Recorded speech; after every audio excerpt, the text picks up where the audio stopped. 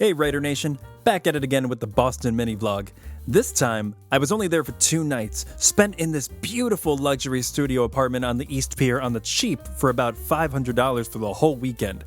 We started at our Saturday morning at the Boston Public Market, as we normally do, for some good, fresh homemade bagels. Then we popped on over to the infamous Boston City Hall Plaza Playground, home of the world-famous downtown aluminum slide, or as I like to call it, the People Cannon. It had actually rained the night before, and we were the first ones on to go down, and fun fact, that intense downhill momentum and inertia that sends you shooting down the slide, wet jeans absorb all of it. Riding up in my jeans.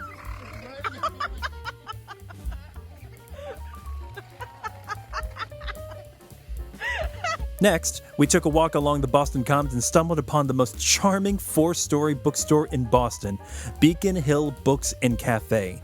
Yes, there is an underground cafe.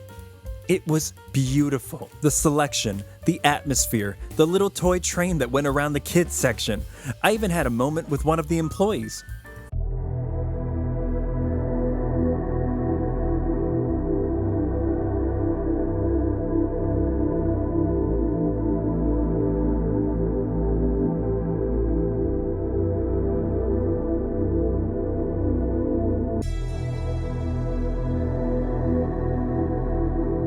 He wasn't very nice.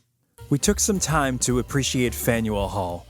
We wanted to go and see all of the events that made up the Freedom Trail. And if you're not familiar with what the Freedom Trail is, the Freedom Trail is a series of events and moments in time that shaped this country to create the freedoms that we have, marked in a single line. You can even see it on the ground laid in red brick if you look down around Boston.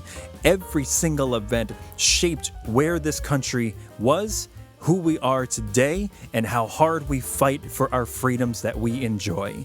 It's important to look at that stuff now more so than ever, and I loved the passion that everybody felt in that hall. Next, we headed on over to the Lego Discovery Center, where they have a Lego replica of Boston, 4D Lego movies. You will get so wet, and by wet I mean water. A Lego shooting ride, a play area, and even a VR simulator. And of course, the Lego store on the ground floor. After a few hours of that, it was off to dinner at Joe's Waterfront. After a quick walk through Little Italy, which was gorgeous, I should say. I should probably do a whole food tour video of there because mamma mia, the marinara. But anyway, Joe's Waterfront. There was lobster at market price, so be careful because the lobster was going for $37 a pound. Absolutely insane.